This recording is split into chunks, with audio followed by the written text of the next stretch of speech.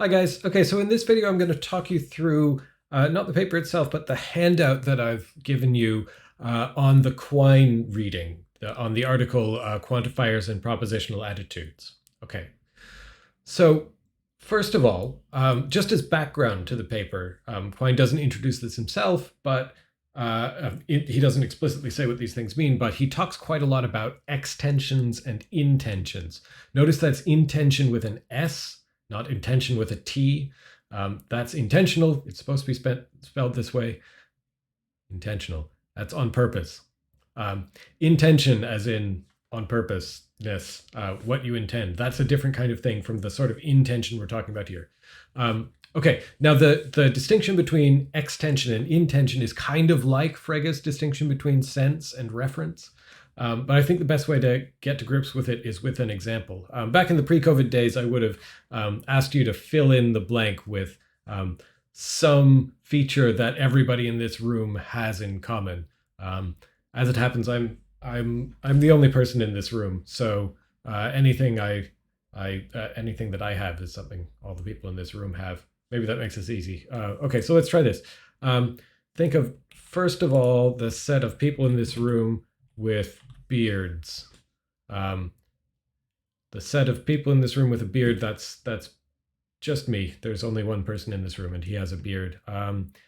What about the set of people in this room with brown hair? Again, that's just me. So these two things, number one and number two, those have the same extension because they pick out the same group of people. That is, the group of just one person. Me. Okay, so in the standard terminology here, we'd say because these two expressions both pick out exactly the same group of people, that means that they have the same extension. Or Frege would say they refer to the same group of people. But there is a difference between those two expressions, people in this room with beards, people in this room with brown hair, because they pick out that same group of people in a different way. They have, for this reason, because they pick it out in different ways, they have a different intention. Frege would say they have a different sense. One way to test for a difference of intention, if you want to see whether two expressions have a difference of extension, you just count up the objects that make it that they refer to and see if you have a different group of people. But if you have a difference of intention, one way to check is whether they're logical equivalents. Now, if the right kind of person came into this room, then 1 and 2 would no longer have the same extension. So imagine, suppose my partner walks in here in a minute. I will tell you she has brown hair. She does not have a beard. So if both Roger and Becky are in the room, then the set of people in this room with beards would be just Roger, just the set containing Roger. But the set of people in this room with brown hair would be the pair, both Roger and Becky. So then these two would be different. Okay, as it happens, she isn't here. So number one and number two both pick out the same set of people, namely the singleton set, the set with just one member, the list of one person, namely me. So they have the same extension, but the fact that they could be different if somebody else came in here shows that they have a different intention. Okay, that's that difference. Now, it's important to notice a special case. Look at these two sets of things, the set of unicorns and the set of griffins. These are both mythical creatures. Okay, since there are no unicorns and there are no griffins, sets 3 and 4 both have the same extension. Okay, that's just a special case to keep in mind. You might think they have different intentions, right? The number 3 asks you to go and look for magical horses with a horn growing out of their head that I think also have like some other magical properties, probably having to do with like, I don't know, virgins or something. And griffins are, what is it, lions with eagle wings, maybe claws, something like that. You're looking for different kinds of things. In both cases, you will find the same list of things, namely nothing. There are none of either of those. Okay. Now, another sort of thing that Quine sometimes talks about is noticing that we might have different degrees of an intention. He says we can distinguish, oh, there's a typo that survived through the years. We can distinguish different kinds of intentions or senses, or if you like, meanings. So on the one hand, there's the intention of a complete sentence. You'll be familiar with this from Frege. He talks about the sense of a complete sentence, and he calls that a thought. The intention of a complete sentence versus the intention of an incomplete sentence with one gap, the intention of an incomplete sentence with two gaps, and so on. So take as an example of the middle kind of thing, an incomplete sentence with one gap. Number 5 here, X is an elephant. So this variable X here is functioning just like the blanks up here. They're supposed to be, it's supposed to be a gap, right? It's an absence. It's an incomplete spot, a spot where you would need to stick in like a noun phrase in order to get a complete sentence. So when we say X is an elephant, that's kind of like saying blank is an elephant. So the extension of a one place, a first degree, a one gap intention, the extension of number 5 is the set of elephants. So it's the set of things that would make the sentence true if you put a name of that thing in the gap. Okay, the intention of 5, that is, X is an elephant, is the way that sentence number 5 picks out the set. And we call it an intention of degree 1 because there's one gap in the sentence. On the other hand, number 6 says X is the mother of Y. So we have two different gaps here. Blank is the mother of blank. The extension of 6 is not a set of people, but a set of ordered pairs. So take two objects. Those two objects in a certain order belong to the extension of this thing in sentence 6, this intention of degree 2. The ordered pair of objects belongs to the set just in case putting the first object in your ordered pair, putting the first object in the first gap and the second object in the second gap would make the sentence true. Sorry, I'm speaking a little bit imprecisely. Not put an object in, but put a name of the object in. Fill in the blanks with names of those two things in that order. If that pair of things in that order makes it true, then they go into the extension of the degree 2 intention. Okay. Here's an example of something with no gaps, a complete sentence. This is a few years old. I think it's still true. But this thing says, David Cameron is technically human. That's a complete sentence. It has no gaps. There's no X's or Y's. There's no variables. This thing is already all by itself capable of being either true or false. So you'll also remember from Frege. Frege said the reference of a complete sentence is its truth value. Quine will go along with that too. The extension of 7 is a truth value. If I'm right that this sentence is true, then the extension of number 7 is true. The intention is the way that the sentence picks out that truth value. So this is an intention of degree 0 because the sentence is complete, having no gaps. Also worth knowing for you, sometimes we give names to intentions with different numbers of gaps. 0 place intentions we call propositions. 1 place intentions we call properties or attributes. 2 or more places we call them relations. And you'll see Quine speaking in that way too.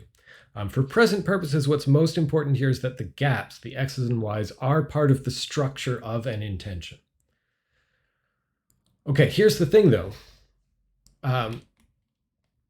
That is worth knowing about Quine, that I think he expects his readers at this point when he's publishing this paper, he expects his readers to know this about him, I think. He doesn't like them. He doesn't trust intentions. They seem odd. They seem like the sort of thing that you shouldn't need to rely on in your theory.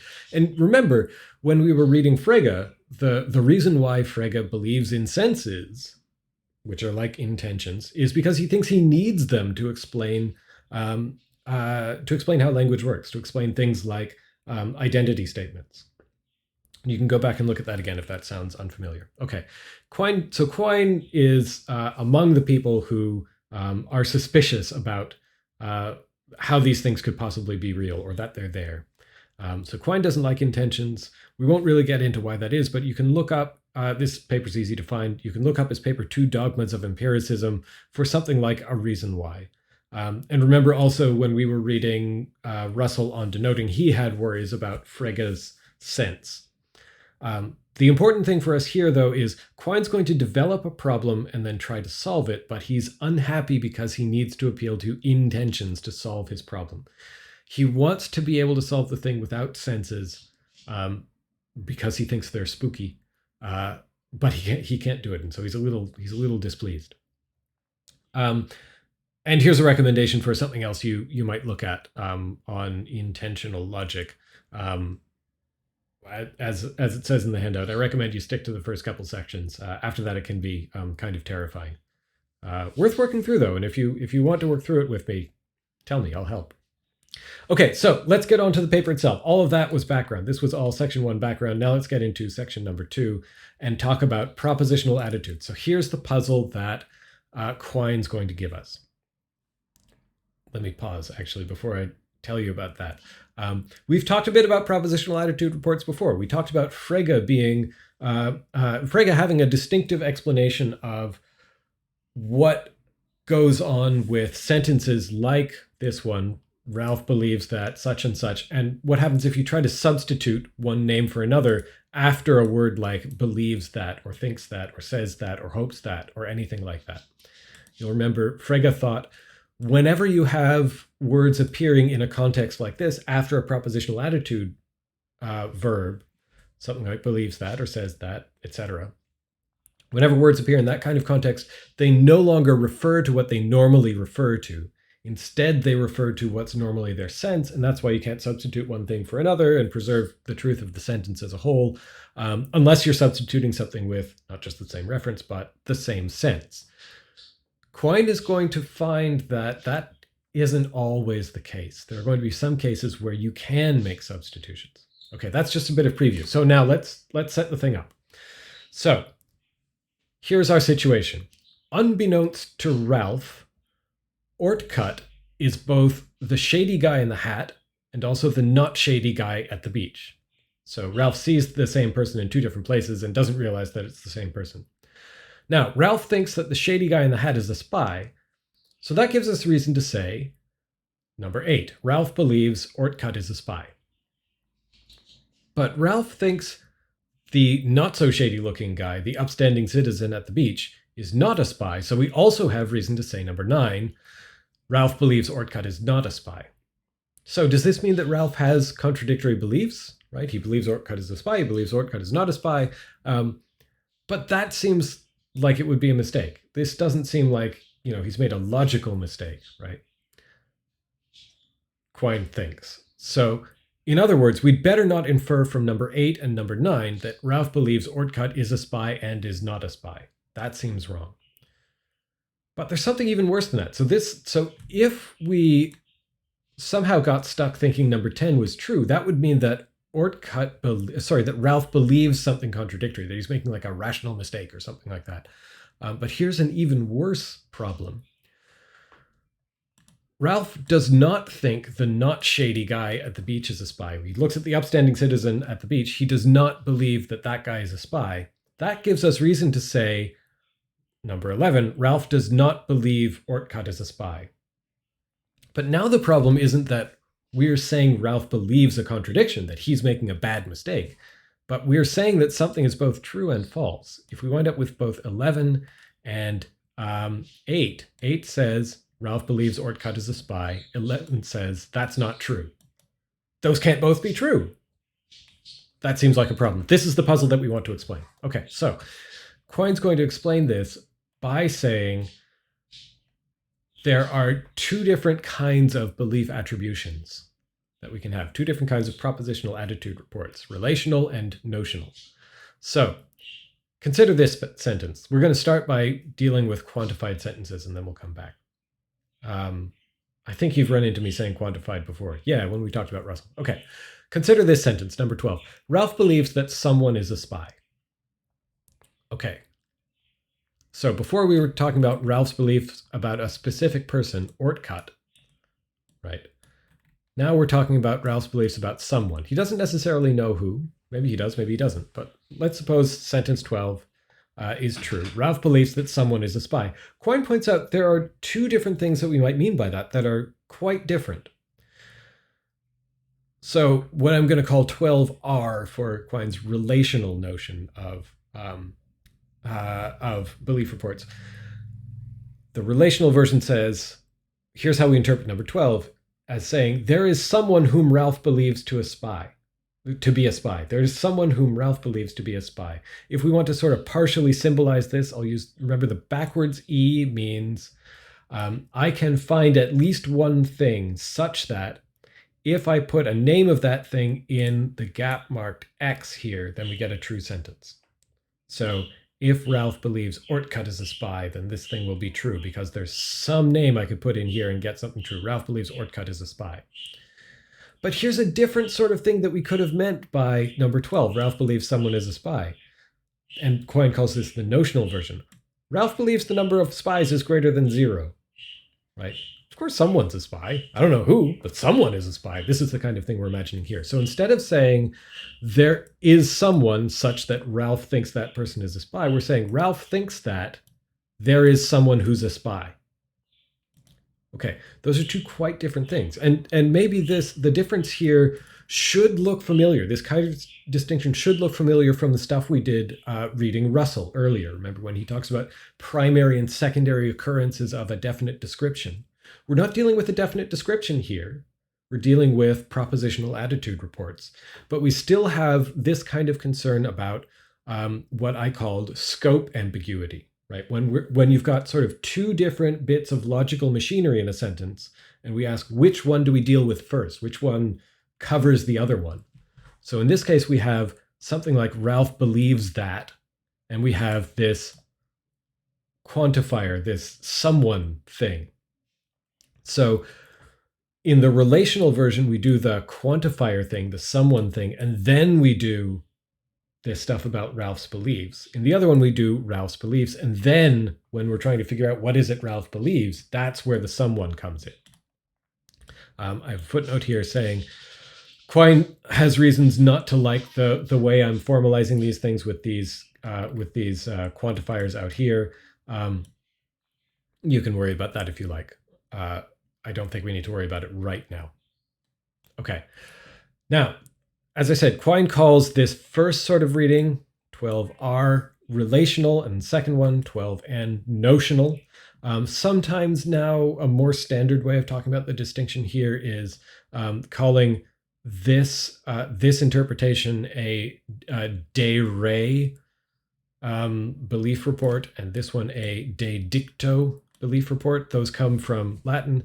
De re means something like about the thing, and de dicto means something like about the words. So here, if we read this de dicto, we're thinking, these words, someone is a spy. That's sort of what Ralph hears in his head when he expresses his belief. When we read it de re, we're saying there is some person, some object, some thing that Ralph believes is a spy. Maybe you'll find that helpful. Okay. Remember also, in your Donnellan reading, he talks about saying of something, right? Not just saying that some bunch of words happens to express a truth, but saying of the klutz behind the bar that he was making a mess. That was one of his examples, you'll remember. Okay.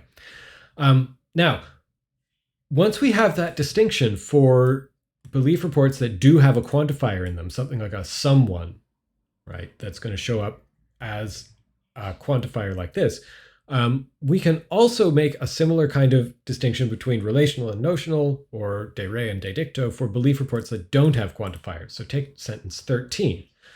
Martin believes that Abraham Lincoln was a Republican. So Quine thinks we can get two different readings of this. Number one, relational. Martin believes of Abraham Lincoln that he was a Republican. Second, a notional reading, 13N, Martin believes that the following proposition is true, that Abraham Lincoln was a Republican. Okay, this lets us get at a difference between the two readings. The relational one, these are terms that we'll get from Quine. The relational one is referentially transparent, and the notional one is referentially opaque. Okay, there's a metaphor here, clearly. Transparent things you can see through, opaque things you can't. What kind of thing is able to see through what? What are we talking about here? Well, okay.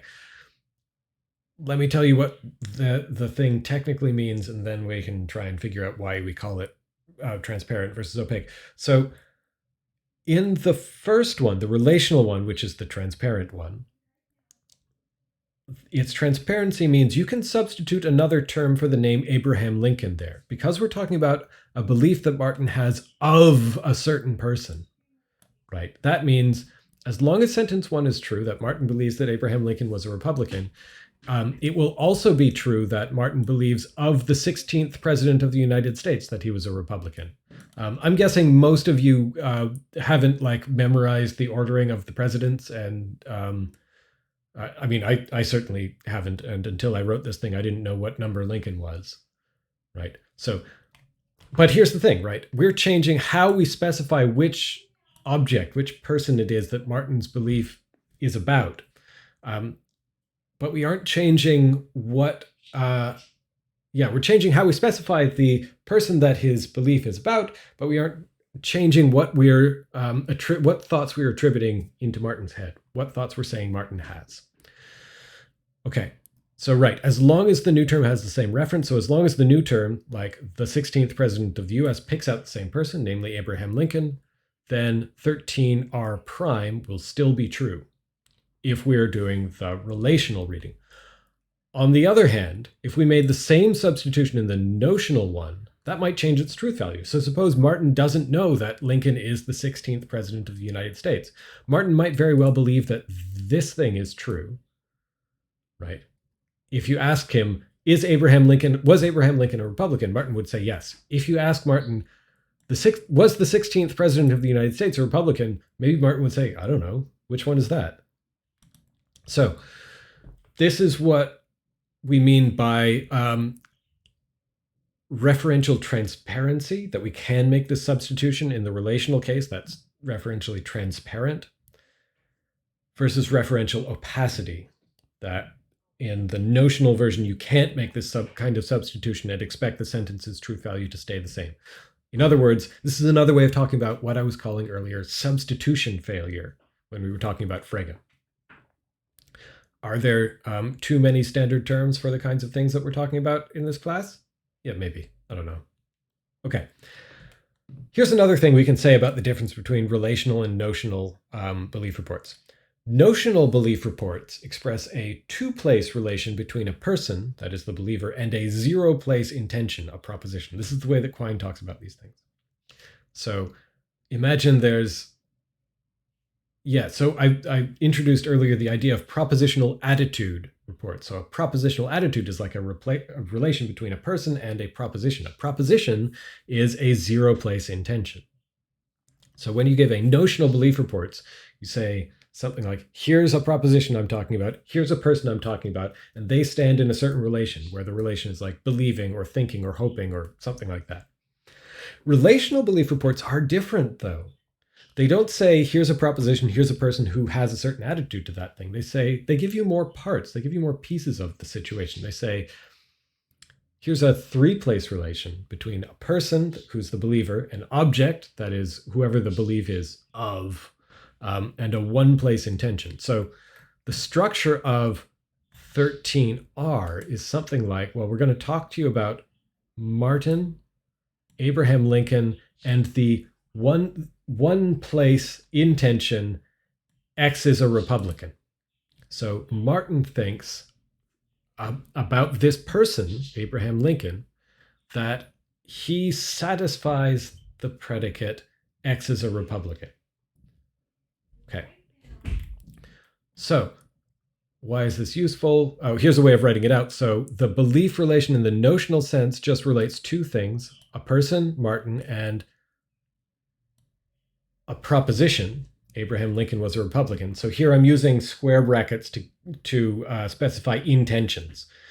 What's inside the square brackets in this case where I've highlighted is a complete sentence with no gaps. So this is a zero place intension. In other words, a proposition. In the relational case, belief sub R, we have a list of three things. Martin, a certain person, namely Lincoln, and a one place intention. X was a Republican. So again, the thing in brackets is an intention. It's got one gap in it, the X, so it's a one place intention, also called a predicate. Okay, that's the structure of these things. Why does this matter? Quine says you can't quantify into intentions. Remember when we were talking about referential opacity just a few seconds ago? Quine's going to say whenever you've got something inside these sort of square brackets telling you you have an intention, that's the kind of thing that is referentially opaque. And that fits with the sort of thing that Frege thought, right? When is it that you can't, when is it that you're going to get substitution failure? Well, when you've got words that are referring to their sense. Remember, senses are like intentions. So this is very similar to Frege, but different. On the other hand, quantifiers can't see into square brackets, but on the other hand, they can see something like this. Okay. This is why relational belief is referentially transparent and notional belief is referentially opaque. When we're doing the relational thing here, then you have this position where Lincoln is appearing, the name of Lincoln is appearing. You can substitute something else. Just like I could substitute another name for Martin and still get a true sentence, I can substitute another way of picking out Lincoln and still get a true sentence. For example, by replacing his name, Abraham Lincoln, with the description, the 16th president of the US. Okay, so we had the puzzle about these sentences about Ralph and Ortcut and being a spy. Quine gives us this tool, this distinction between relational and notional belief. Next thing we're going to do is apply that to solve the puzzle. So Quine says, because Ralph thinks the shady guy in the hat is a spy, that means we have reason to say this. 14. Ralph believes, relationally, of the shady guy in the hat that he's a spy. So we get a picture like this, a three-place relation. Ralph, the shady guy in the hat, and the one-place intention, X is a spy. Similarly, because Ralph thinks the not shady guy at the beach is not a spy, we also know that Ralph believes relationally of the not shady guy at the beach that he's not a spy. So, relational belief again, three-place relation between Ralph, the not shady guy at the beach, and this property of not being a spy. Now, since the shady guy and the not shady guy are the same guy, we can infer from number 15 that Ralph believes of the shady guy in the hat that he's not a spy. What's happened between 15 and 16? I've replaced the description in the second place here, right? The not shady guy at the beach, I've replaced that with the shady guy in the hat. Okay, and because this is a referentially transparent position in the relation, I'm allowed to make that substitution because those two are the same person. Okay, however, we cannot infer from 14 and 16 that Ralph believes a contradictory proposition. That is, we cannot infer that Ralph believes notionally the following proposition, that the shady guy in the hat both is and is not a spy. So from this statement of relational belief and this statement of relational belief, I cannot derive this notional belief, this statement of notional belief, that Ralph would look at this thing in the square brackets and say, yeah, that's true. Okay, that was the first thing we wanted to avoid. We have managed now to avoid saying that Ralph has contradictory beliefs, that he's made a rational mistake. But what about the even worse problem? What about the thing where we had not Ralph believing a contradiction, but a contradiction being true, some sentence being both true and false? Okay, well, the even worse problem, if you remember, let's come back to the way I stated it before. We had reason to think Ralph believes Ortcut is a spy because he believes that the shady guy in the hat is a spy. And then we had Ralph does not believe Ortcut is a spy because he doesn't think the not shady guy at the beach is a spy, and they're the same person. So let's look. We said we have reason to think Ralph believes of the shady guy in the hat that he's a spy. But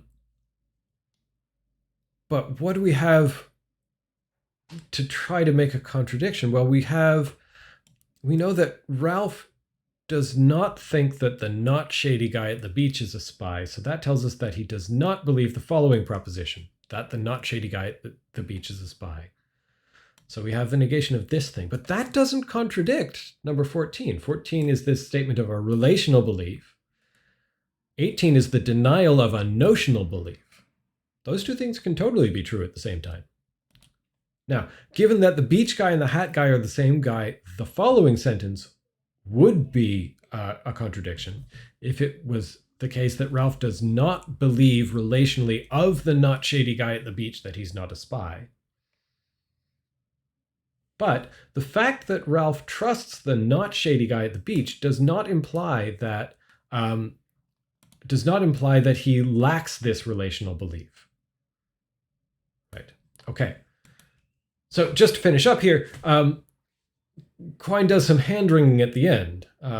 He's really worried that it seems like he thinks that he's got the solution to the problem. He thinks he's raised a problem and he thinks he's figured out how to solve it. This is a step forward in thinking about substitution failure in propositional attitude reports, but he's not happy about it. He really doesn't want to have intentions here. He does some sort of casting about for other solutions. You'll see in the paper, he says, well, maybe we can do this just in terms of like, instead of intentions, we can talk about, differences in sentences. I believe in sentences. Maybe we can talk about like which sentences Ralph would believe is true or false. Propositions are spooky, but sentences are fine. But he says for various reasons, he doesn't think any of the alternatives will work. He would like to find something else. But yeah, he is not happy at the end. He's found a puzzle, he solved it, but he hates his solution. Hate is too strong, but he does not like it. That's what's going on in the paper. You should ask me questions. All right, I'll talk to you soon.